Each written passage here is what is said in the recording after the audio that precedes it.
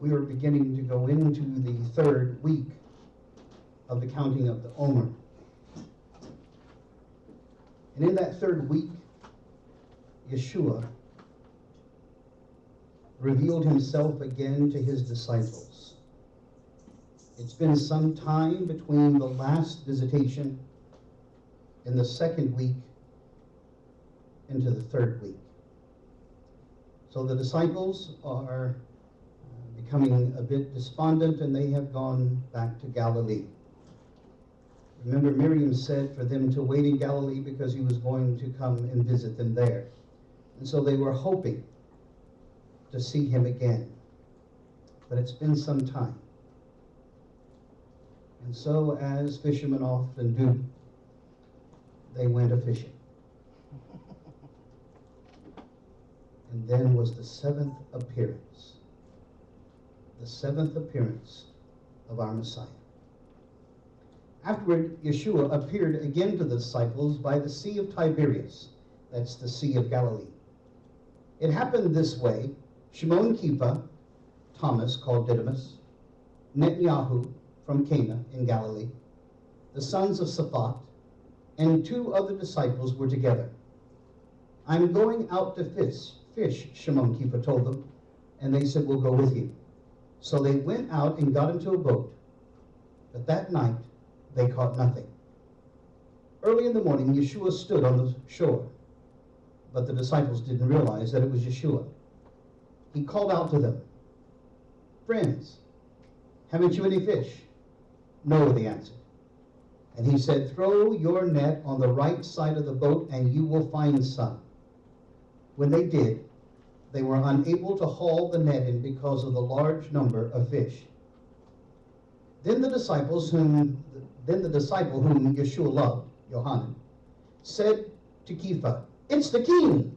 As soon as Shimon Kepha heard him say, it's the king, he wrapped his outer garment around him, for he had taken it off, and jumped into the water. The other disciples followed in the boat, towing the net full of fish, for they were not far from the shore, about 100 yards. When they landed, they saw a fire of burning coals there with fish on it, and some bread. YAHSHUA said to them, bring some of the fish you have just caught.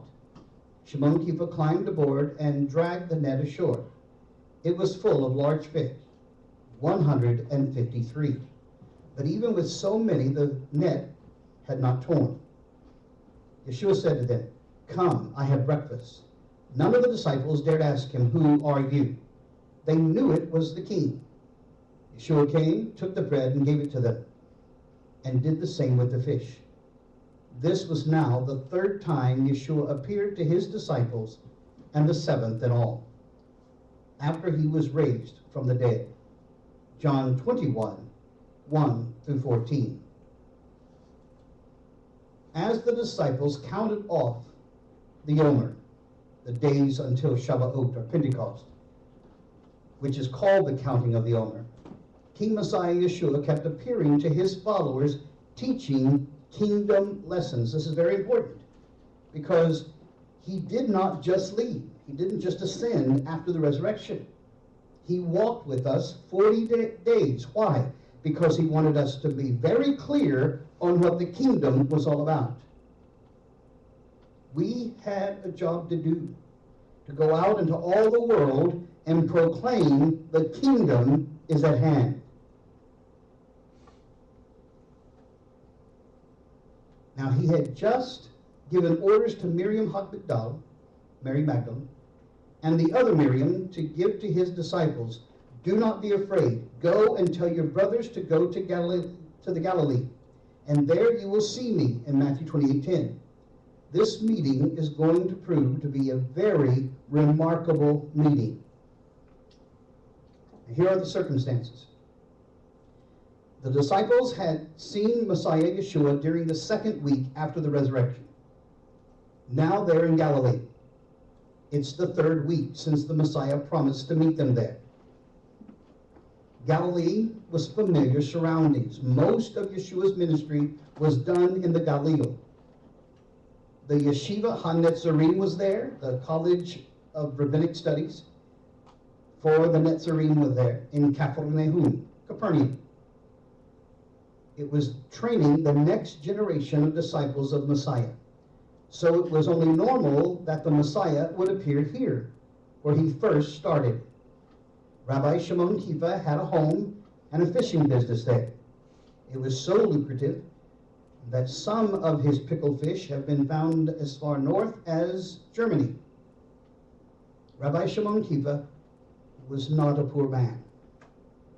So it was only natural for the disciples to go fishing while waiting for the next appearance. Now these appearances were quite extraordinary and under peculiar physical conditions. Messiah's mere appearance challenged the makeup of the cosmos. Never before has a glorified individual spent so much time in this material world. When Messiah Yeshua appears, it says that Messiah showed himself. It's an unusual way of putting it. He showed himself. And when you say he appeared, he showed himself as if he was normally invisible and only has now become visible only by an act of his own divine will. So they went out and got into a boat. On the boat that day were Shimon Kiva, Thomas, called Didymus, or one of the twins, Nathanael from Cana in Galilee, the sons of Saphat, that's Yaakov and Yohanan, and two other disciples, probably Pinhas and Adam, or Philip and Andrew, were together. But that night, they caught nothing. I'm going to tell you something. That's frustrating for a fisherman. He doesn't like to go out fishing and not catch any fish.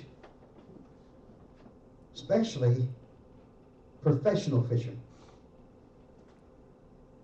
Can you imagine what these disciples were thinking as time and again they brought up empty nets?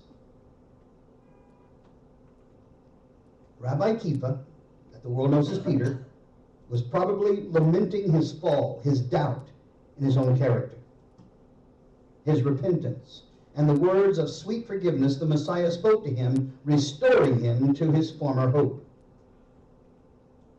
Rabbi Thomas could speak of his previous skepticism and his desire to protect the movement from fantastical tales and how his faith had been restored by touching the Messiah. Rabbi Yaakov, or James, and Pinhas, or Philip, and Adam, or Andrew, could relate the words the Messiah had said just days before the crucifixion and resurrection. Rabbi Netanyahu, that the world knows as Nathanael, could now testify that indeed the heavens did open up and he could see the angels ascending and descending off King Messiah Yeshua. He truly was Jacob's ladder, the stairway to heaven. And young Rabbi Yohanan, John, the one in whom the Messiah turned to his mother and said, "Behold your son." He could have stared off at the sea and the stars and wonder at the immense love that the Messiah showed to mankind and how he had commissioned these men to go and to proclaim such love to the lost sheep of the house of Israel. As night fled away and the misty dawn was breaking on the green hills of Gennesaret, the Galilee basin, the disciples turned their boat towards the shore. It was time to go in. There's nothing sadder than an empty boat to a group of fishermen. As they neared the shore, they could make out in the pre-dawn light a figure on the shore. That was strange and suspicious. What was a man doing on shore at this time of day? Was he a government official? Or maybe a temple policeman come to haul them all in, either for blasphemy or treason? Was it a bounty hunter come to arrest them and claim his reward? Was it an ambush, a trap set by bandits that terrorized the night all along the region? They wondered who he was. Then came these calming words. Friends, friends, haven't you any fish? There was something familiar about that voice. The disciples answered, no. And he said, throw your net on the right side of the boat and you'll find some. When they did, they were unable to haul the net in because of the large number of fish. The right side. The right hand of Yahweh is the side of mercy. This right side was the side of blessing. And there they found their reward.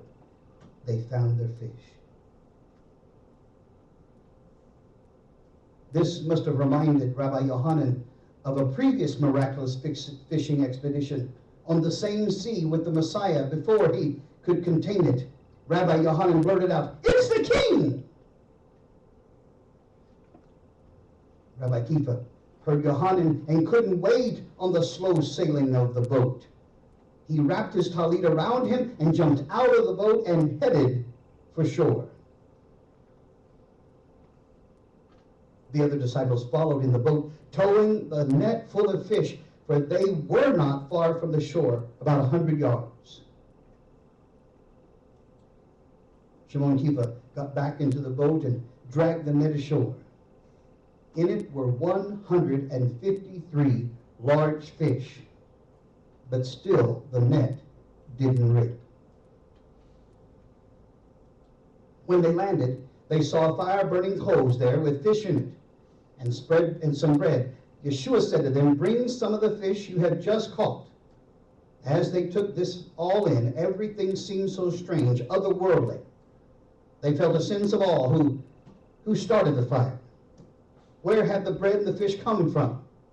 Why did he want to add their fish to the mix? They wanted to ask, but there was that feeling of awe that they could not repress in the presence of the Messiah. None of the disciples dared ask him, "Who are you?" They knew it was the king. YAHSHUA came, took the bread and gave it to them, and did the same with the fish. Now, what is the meaning of all this?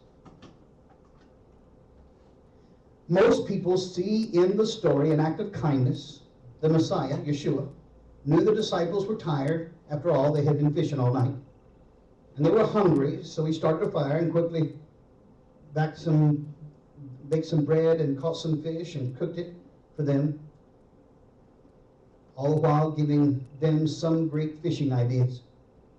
And this would be a very superficial view of the story. Why? Why the double supply of fish on the coals? Why were those fish from the sea added to those on the shore to make a meal? Why did they count the fish that had been caught before they ate? Why is the exact number recorded?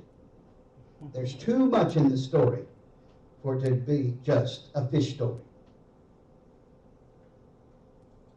The key to unlocking the story of this seventh appearance is found in Luke 5. We're told there was a symbolic meaning to the story in Luke. Well, if there was a mystical meaning to that fish story 3 years before, there must be one to this also. One day, as YAHSHUA was standing by Lake Gennesaret, the Sea of Galilee, with the people crowded around him and listening to the word of Yahweh, he saw at the water's edge 2 boats left there by fishermen who were washing their nets. He got into one of the boats, the one belonging to Shimon,